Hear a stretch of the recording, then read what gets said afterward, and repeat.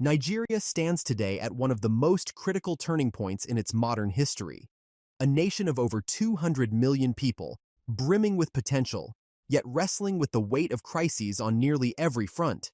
From political unrest and economic strain to security threats and foreign pressure, the past few months have placed Nigeria in the global spotlight for all the wrong reasons.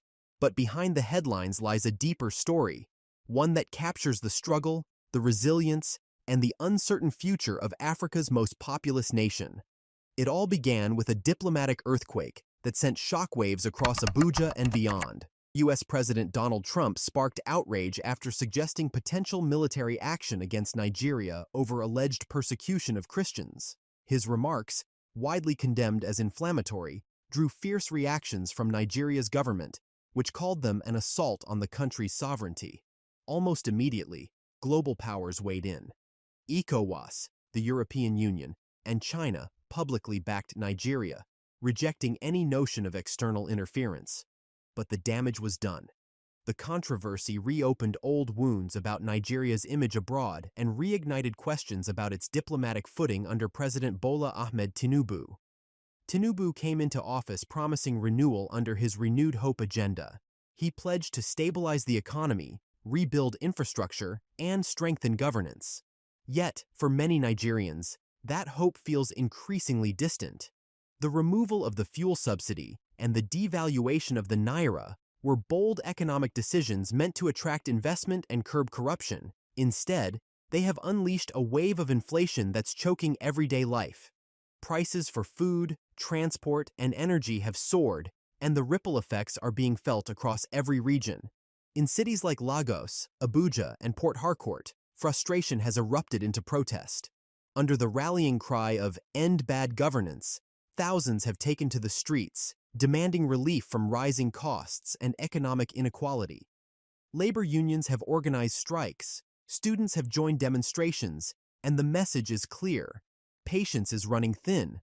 Tinubu's administration insists that reforms will take time to bear fruit, but for millions of Nigerians, survival has become a daily struggle. Yet, even as the economic storm rages, Nigeria's long-running security crises continue to claim lives and shape politics. In the northeast, the war against Boko Haram and the Islamic State West Africa province drags on with no end in sight. Despite years of military campaigns and billions spent on defense, insurgent attacks remain devastatingly frequent. Just weeks ago, coordinated strikes near the Cameroon border left dozens dead and hundreds displaced. Entire villages were razed, families forced to flee, and camps around Maiduguri swelled with the newly homeless. The Nigerian military, under renewed leadership, has launched intensified air raids and joint operations with Chad and Cameroon. But progress is hard to measure.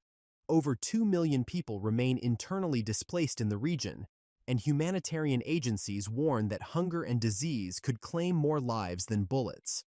Local communities, weary from years of conflict, now find themselves trapped between militants, military forces, and the relentless struggle to survive.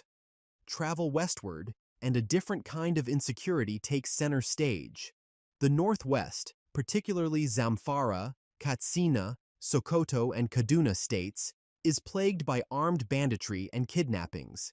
These groups, often operating from remote forests, have turned rural life into a nightmare.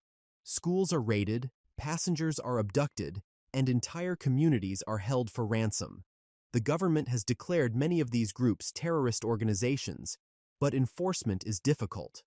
Porous borders, corruption, and poverty allow the cycle of violence to persist.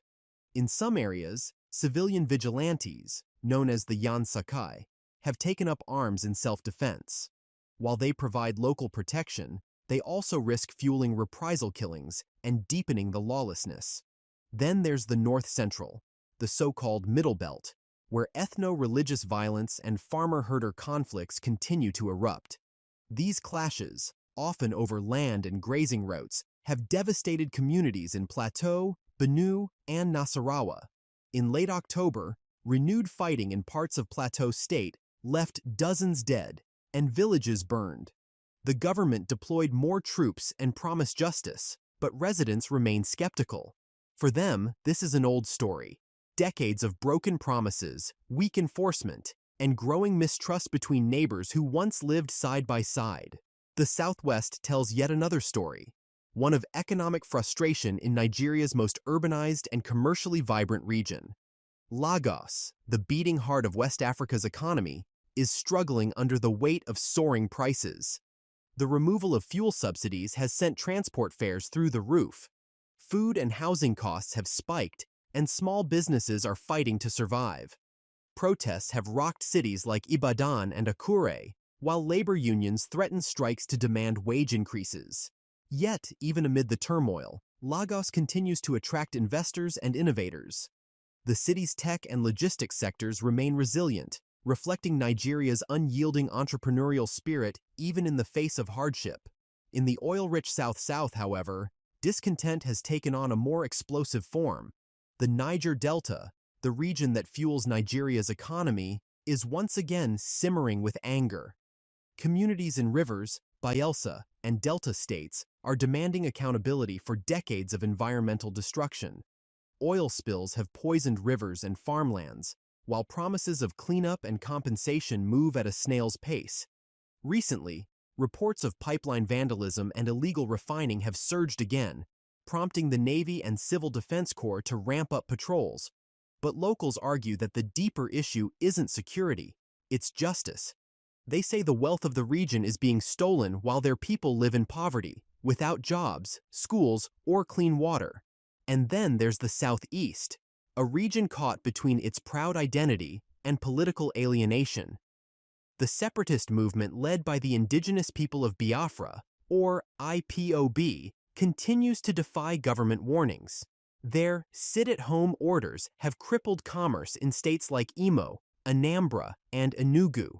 Security operations against armed IPOB affiliates have intensified, often leading to deadly clashes and civilian casualties. The result is a cycle of fear and mistrust. Traders close their shops, transport routes fall silent, and investors look elsewhere. Yet, the sentiment behind the agitation, the demand for recognition, inclusion, and fairness, still resonates with many in the region. While internal challenges mount, Nigeria's regional and international roles are also under pressure.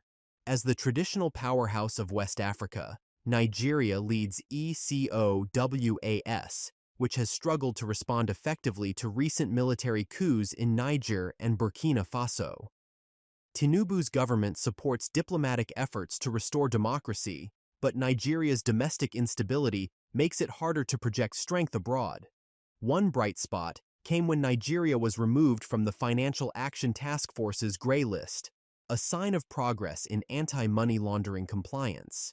Yet, controversies like Trump's recent remarks threaten to overshadow such gains, reviving old narratives about Nigeria's governance and human rights record. Economically, the outlook remains uncertain. Inflation has surpassed 30% in some regions, the naira continues to fluctuate, and unemployment is rising. Businesses face power shortages and inconsistent policy signals.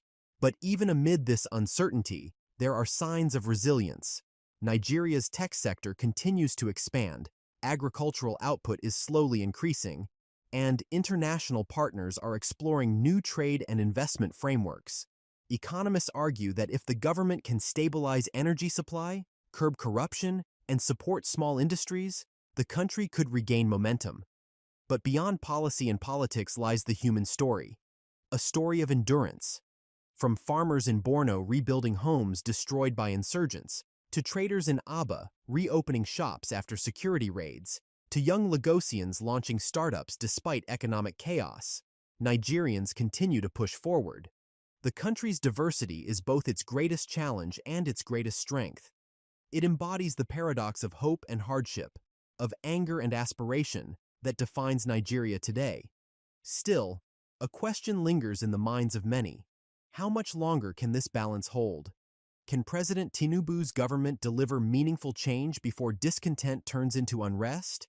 Can security forces defeat insurgents without alienating civilians? Can Nigeria restore its image abroad while healing divisions at home?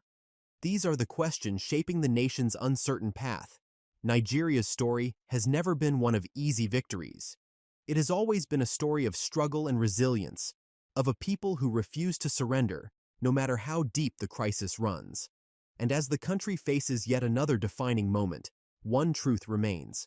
The world is watching, but the future of Nigeria will be written not by foreign powers or political elites, but by its people, those who continue to hope, to fight, and to believe in the promise of a nation still rising from its storms.